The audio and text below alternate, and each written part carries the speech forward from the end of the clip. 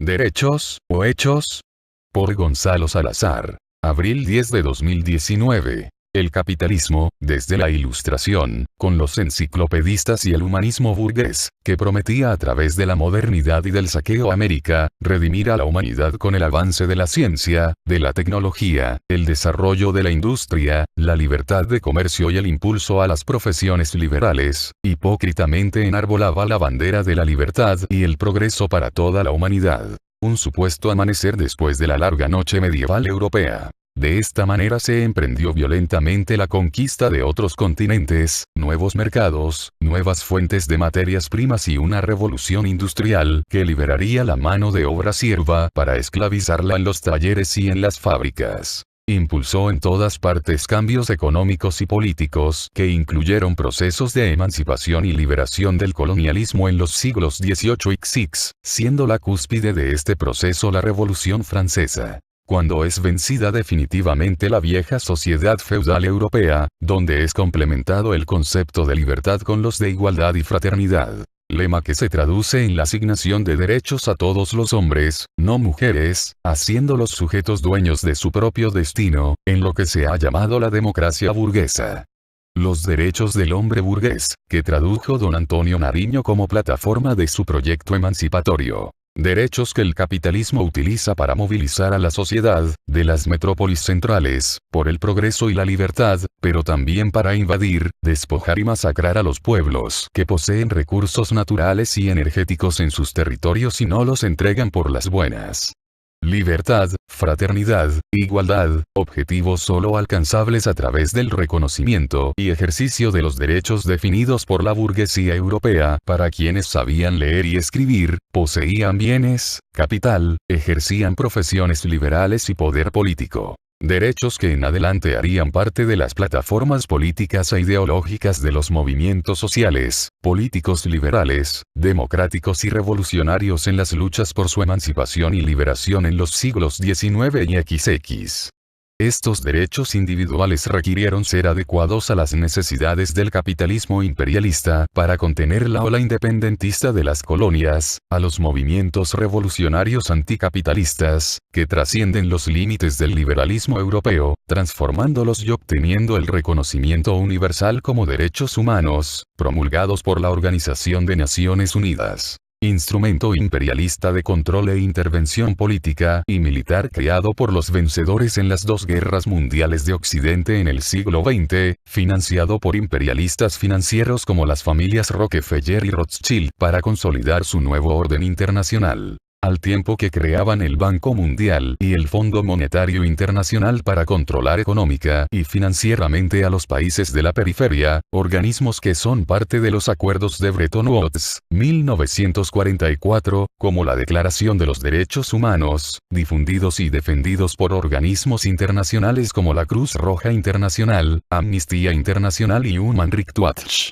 Estos además se incluyeron obligatoriamente en las constituciones políticas de los países miembros de la recién creada ONU, ratificándose en convenios como los Protocolos de Ginebra, la Organización Internacional del Trabajo, y la Corte Penal Internacional como soportes del derecho internacional y humanitario. Esos derechos humanos han perdido vigencia para la mayoría de los habitantes de la zona del no ser, o mejor, nunca han tenido vigencia en los países neocoloniales y dependientes o de las periferias, por lo que es posible para una internacional de los pueblos ampliar, profundizar y adecuar esa vieja declaración de posguerra a las necesidades de las personas y sectores sociales que fueron ignorados en dicho documento, como los niños, las mujeres, las comunidades y los pueblos indígenas, pues estos sectores y actores sociales necesitan ser visibilizados. Hacen falta muchos derechos, porque existen nuevas opresiones y discriminaciones, nuevas y antiguas cosmovisiones que luchan por otro mundo posible que rescatan la dignidad,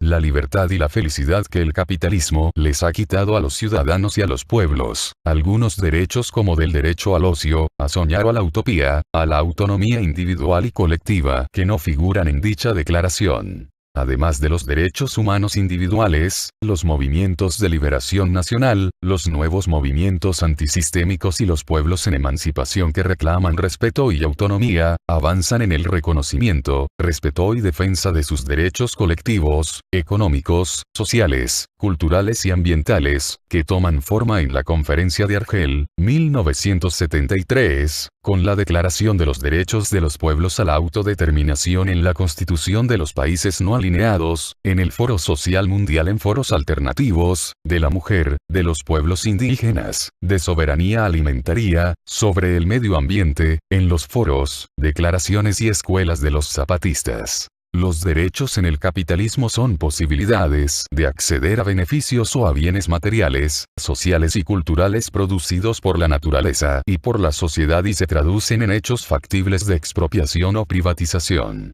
En la sociedad burguesa el bienestar y la felicidad están supeditados a la obtención de derechos, lo que no implica el ejercicio real y efectivo de estos por todos y cada uno de los ciudadanos, pues entre la enunciación y la realización de los derechos media una serie de condiciones y requisitos de tipo étnico, de género, económico, social, cultural y jurídico para los pueblos de la periferia, que hacen en muchos casos imposible acceder a ellos a quienes por ignorancia de esos mismos derechos, por deficiencias económicas para gestionar o tramitar, o por no formar parte del grupo social o político que administra o posee el poder de ordenar su cumplimiento y respeto.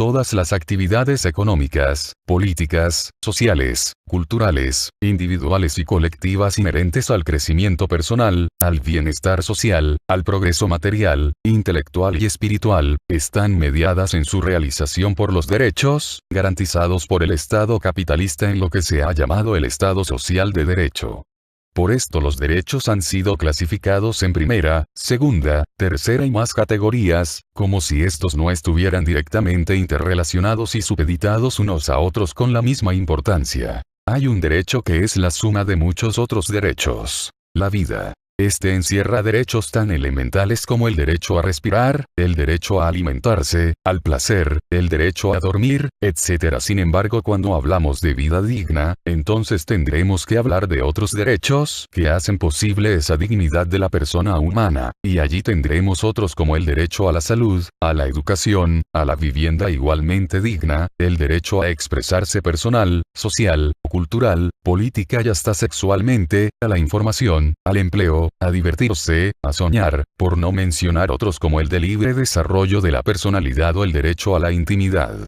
Lo mismo sucede si definimos el derecho a la paz, a la libertad o a la igualdad. En fin, el llamado Estado social de derecho tendría la obligación de garantizar el libre ejercicio de estos derechos a todos y cada uno de las y los ciudadanos con todos los medios políticos, técnicos, logísticos, la infraestructura adecuada y un régimen de plena democracia y justicia social, que también son derechos. Ahora tendríamos que observar si existió realmente ese Estado social de derecho, en qué países o en qué partes del mundo las personas y los pueblos, sin ningún distingo ejercen libre y realmente esos derechos propugnados por la modernidad. En los países del desarrollo clásico del capitalismo, no había preocupación de esos estados por proteger a sectores vulnerables de la población como los trabajadores, que en el siglo XIX eran niños, mujeres y hombres adultos, ante la agresión del clima y las enfermedades provocadas por el hambre, el trabajo forzoso y la explotación, que minaban la capacidad de la mano de obra y aumentaban los costos en la producción, pero fue la lucha directa de los trabajadores por mejores condiciones laborales la que obligó a las burguesías a reducir un poco las condiciones extremas de explotación, beneficios que los trabajadores continuaron reivindicando como derechos económicos, políticos, sociales y culturales. Fue la lucha de los trabajadores y los pueblos lo que elevó la calidad de sus vidas, y la burguesía tuvo que ceder poder político y económico para garantizar mínimamente estos derechos, a la vez que trataba de negarlos y violarlos. Hasta el siglo XX, cuando el neoliberalismo los privatizó y los convirtió en mercancía. La negación total de los derechos humanos, realizada por los regímenes fascistas y totalitaristas, propiciada por el capital monopolista e imperialista mundial en las dos guerras de Occidente llamadas mundiales, del siglo XX y las consiguientes dictaduras civiles y militares durante la Guerra Fría, Estas y mundial, en todas las periferias, hicieron que las y los trabajadores y los pueblos del mundo levantaran con más fuerza la bandera por la defensa de los derechos políticos, económicos, sociales y culturales reunidos en las luchas por la liberación nacional. Pero también los pueblos europeos victimizados, lograron al final de la Segunda Guerra Mundial, que la burguesía financiera mundial, con los estados europeos implementaron un plan diseñado y dirigido por USA para la recuperación económica y social en los países capitalistas afectados, llamado Plan Marshall, París 1947, que como parte de Bretton Woods constituyó un modelo de estado de bienestar, pero este modelo no duró más de 30 años, siendo desmontado en los últimos 25 años. El estado de bienestar como reconocimiento o garantía de derechos no se replicó en África, Asia ni en América Latina, fue un proyecto anticomunista para frenar el avance del socialismo en Europa. El Estado social de derecho es un concepto vacío, que no tiene ninguna relación con los estados de hecho que ha impuesto el capital financiero imperialista en los últimos 100 años a los países empobrecidos. Pues como vivimos en un país neocolonial, agrario, ese estado social podemos llamarlo como un eufemismo de quienes tienen el poder de definir quiénes son sujetos de derechos y quienes no reúnen la condición de humanos para ser dignos, libres y soberanos. Cuando un ciudadano o ciudadana siente un malestar físico o psicológico que requiere atención especializada, lo lógico en ese supuesto estado social de derecho, sería que ella pudiera acudir a un centro médico para ser atendida con todos los medios científicos, tecnológicos de que dispone ese estado. Es en el acceso oportuno, eficiente y libre a los medios necesarios e idóneos, cuando se puede confirmar con certeza que esa persona ejerce un derecho complementario al de la salud. Porque la salud no es solo la atención médica y farmacológica, sino todos los medios que la hacen posible, que se traducen en otros derechos como la nutrición, la tranquilidad, el bienestar económico, mental, social y cultural. En una sociedad realmente democrática, equitativa y justa, sería contradictorio hablar de luchar por los derechos, donde se trata precisamente es del ejercicio pleno de la libertad, la autonomía y la dignidad del ser humano, pues la fundamental función del Estado desde el liberalismo, supuestamente es proveer y garantizar estos derechos a todos las y los ciudadanos. Entonces no nos referiríamos al derecho a la salud sino a la salud, y los ciudadanos no dirían tengo derecho a la salud sino, tengo salud, igualmente diríamos yo estudio, yo trabajo, tengo vivienda digna, me recreo, opino y decido políticamente con autonomía, etc. Y por supuesto, las personas no lucharían por el derecho a sobrevivir sino por ser felices. Pero como en Colombia no existe tal sociedad y la carencia de derechos no afecta solo a individuos sino a grupos humanos. Este ejemplo como derecho humano individual es igualmente aplicable a grupos, comunidades y pueblos. El derecho a la salud es parte del derecho a la seguridad social, a la soberanía alimentaria, a la recreación y a la cultura y debe ser defendido no como un derecho único o independiente, sino como la suma de una gran cantidad de derechos y como parte de otros más integrales como la dignidad, la autonomía y la libertad de los individuos, las comunidades y los pueblos. La negación y violación de derechos va unida a la eliminación o desviación de objetivos de las instituciones y de los medios que los proveen o los garantizan, a la no aplicación de políticas de bienestar social como en los casos de la salud, la educación, la vivienda y la recreación. Esto ha venido ocurriendo en nuestro país desde que la oligarquía tomó el poder político y económico. El Instituto Colombiano del Seguro Social fue producto de las luchas que libraron los trabajadores en los primeros 50 años del siglo pasado por mejores condiciones de vida. Recordemos los pliegos de peticiones de los trabajadores bananeros en 1928, de los petroleros, de los ferroviarios, de los corteros de caña etc. en los años 30 y 40, muchos de los cuales fueron masacrados por el mismo Estado, mandado por el capital multinacional. El ICS fue la concreción del derecho a la salud y a la seguridad social de los trabajadores hasta la implantación de la Ley 100 y la política neoliberal de las EPS, las IPS, las ARS y los supuestos regímenes subsidiados, el desmonte del Sistema Nacional de Salud, el cierre y venta de hospitales y la entrega de pensiones y cesantías al capital privado nacional e internacional, la dictadura de las farmacéuticas, con lo cual los derechos se compran o se venden como cualquier mercancía, proceso en el que dejaron de existir los usuarios y los pacientes, pasando todos a ser simples consumidores o clientes, con el derecho a morirse en las puertas de las nuevas y lujosas instituciones de salud, el famoso paseo de la muerte, vivir en la ignorancia, perder la dignidad, perder la utilidad de sus vidas, los pensionados y desempleados, y morirse de hambre en la total exclusión e indiferencia del Estado. El ejemplo de la salud es la muestra de la suerte de todos los demás derechos que se convertirán en mercancías o simplemente ya dejaron de existir para la mayoría empobrecida de nuestro país y del mundo.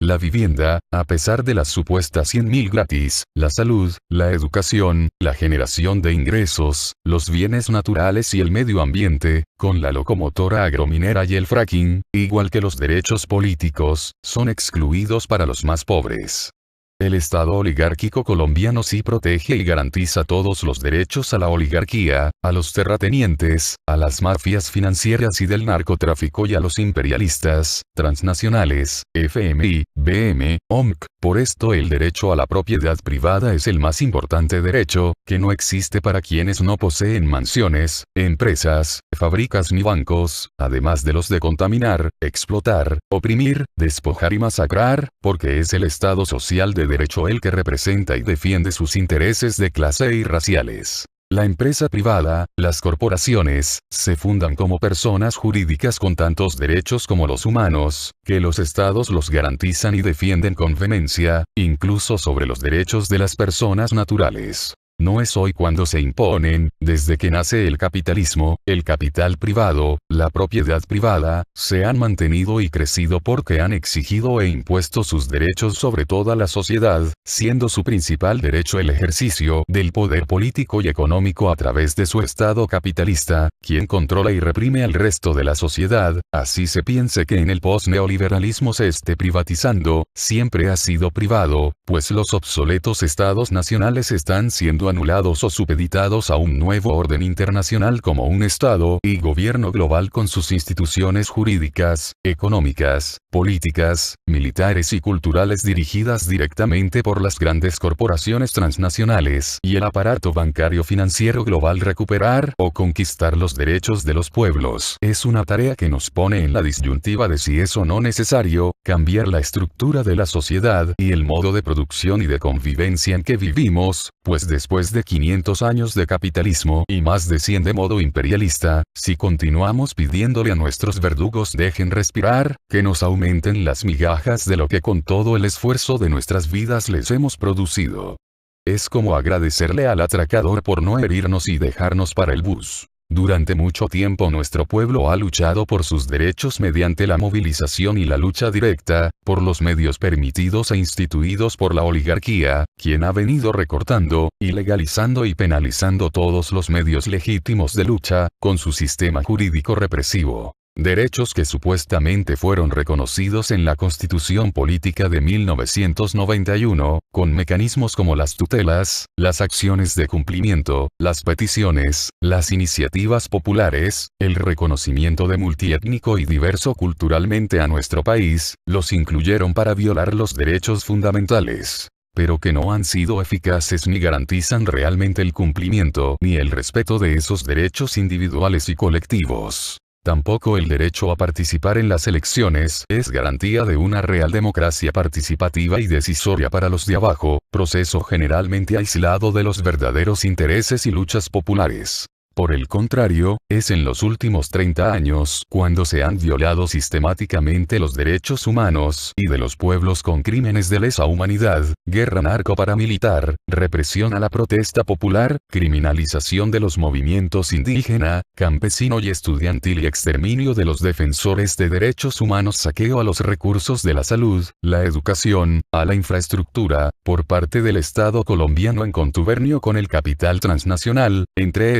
el narcotráfico. Cuando el movimiento estudiantil se moviliza por una educación más integral, científica y democrática, no está luchando solo por sus derechos particulares. Si los estudiantes logran estas reivindicaciones, están restituyendo un derecho a toda la sociedad. Cuando los indígenas caminan la palabra reclamando respeto y autonomía por calles, plazas y universidades, están reivindicando el derecho a la autodeterminación, a la diversidad cultural, al respeto por la madre tierra para todos los pueblos amantes de la paz y la justicia social.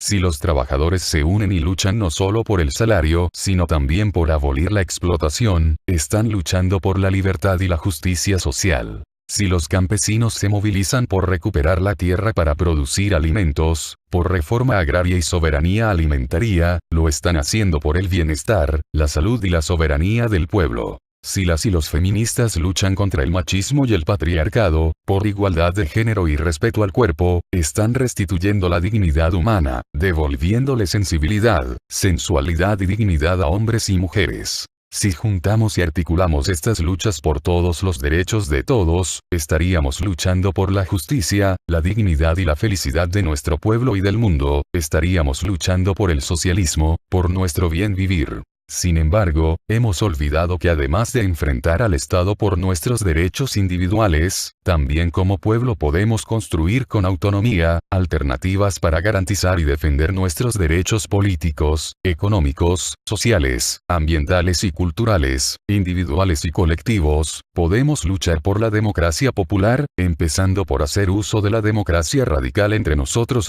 las iguales de abajo, desde la familia, el sector social al que pertenecemos, la localidad, la región y nacionalmente. Escogiendo modos equitativos y solidarios de producir, compartir e intercambiar nuestros productos y saberes, respetando las identidades étnicas, sexuales y culturales de pueblos, comunidades y personas. Cultivando la soberanía alimentaria, que incluye la conservación y defensa de la biodiversidad, de las medicinas que sanan, de los alimentos naturales que nutren, diseñando modelos educativos que forman científica y éticamente, y de justicia que reivindica la dignidad y la equidad, de acuerdo a nuestras necesidades, principios y valores. Creando formas organizativas y de autogobierno no autoritarias ni elitistas. Para lograr estos cambios, cuando los medios legales no lo permiten, en cualquier parte del mundo los pueblos han hecho uso legítimo del derecho a la rebelión, derecho que los terroristas de Estado en los últimos 18 años han criminalizado y denominado terrorismo. En el capitalismo el poder judicial utiliza el derecho burgués como instrumento legal legitimante del poder político y económico del capital, creado desde Roma y Londres por las clases dominantes de esos imperios para mantener su status quo, legitimando el despojo y la opresión, para asignar y suprimir derechos. El poder legislativo diseña y concentra toda la normatividad para proteger la propiedad privada y la estructura social, para que la justicia actúe, garantizando así la impunidad en el genocidio y el despojo. Nunca los jueces, aunque lo quisieran, cada uno lleva miles de casos y viven aislados de las realidades del país y de las comunidades, tiene todo el conocimiento de las causas originarias históricas, sociales, y psicológicas de la víctima ni del victimario ni del contexto económico y cultural del crimen, no tienen en cuenta las consecuencias de sus decisiones ni del futuro del condenado y sus familias, terminan actuando como notarios con licencia para condenar. Mientras los defensores, más del 90%, se limitan a salvar a sus clientes de la condena, de acuerdo al monto de sus honorarios, así sean culpables. Por esto en el capitalismo no existe la justicia como ejercicio, ni la ética como principio, ni la verdad como valor. Pues este sistema no permite que nadie se represente a sí mismo. La institución justicia no garantiza el pleno derecho a ejercer todos los derechos en igualdad de condiciones a todos los ciudadanos de la actual sociedad, por el contrario, termina convirtiendo a las víctimas en victimarios, condenando a los inocentes y protegiendo a los culpables. Hoy es la institución más corrupta del Estado en el mundo, desde jueces promiscuos de pueblos olvidados hasta magistrados de las más altas cortes y organismos de control, algunos, aliados con el narcotráfico, el paramilitarismo, el capital extractivista y financiero transnacionales. Ayudan al despojo de pobres, indígenas, negros y campesinos, negocian absoluciones y condenas como vender cualquier producto de consumo suntuario al mejor postor, como en los casos del magistrado Pretel y ahora lo de Odebrecht y el cartel de la toga, en los que están implicados desde simples jueces, ministros, pasando por el exfiscal anticorrupción Moreno y el actual fiscal general de la Nación, el exprocurador inquisidor, funcionarios y magistrados de las Cortes, sin tener en cuenta las absoluciones de militares criminales de lesa humanidad durante el conflicto y en el actual posconflicto que promueven desde el Congreso la ultraderecha y los corruptos con la anulación de los acuerdos de La Habana y la inhabilidad de la JEP. Todo este cuadro de derechos exclusivos e injusticias no está determinado por la institución justicia, sino, que es generado por todo el sistema mundo, donde en la práctica no existe la cacareada división de poderes. Si se mira bien, la justicia obedece las órdenes de las ramas, igualmente corruptas, legislativa y ejecutiva, quienes escogen a los funcionarios judiciales y de los entes de control de entre los grupos políticos dominantes en estos poderes. Solo las comunidades en ejercicio de su autonomía, como lo hacen comunidades indígenas y algunas comunidades afro, en sus territorios, en sus localidades, con el conocimiento de las historias de sus compañeros y vecinos, de sus condiciones de existencia, de sus intereses, pueden ejercer directa y colectivamente justicia con ética, principios y valores más cercanos a sus cosmovisiones y necesidades, creando, legitimando y manteniendo sus propias instituciones, prescindiendo de la justicia oficial como derecho privatizado y perverso. Es en la movilización popular, haciendo efectivos la desobediencia civil, la autodeterminación y el derecho a la rebelión frente al Estado y al sistema mundo capitalista, como definimos si nos tomamos el poder como gaseosa o si lo construimos noche tras día, desde abajo, para hacer realidad todos los derechos para todas las personas, para las comunidades y pueblos que habitan el territorio colombiano, reconociendo y respetando los derechos de la naturaleza. Entrelazando los movimientos sociales populares en torno a un programa mínimo, en la lucha unificada y articulada en un gran movimiento popular cultural y político transformador para derrotar a los opresores violadores de nuestros derechos, y construir con dignidad un mejor país. Abril 10 de 2019.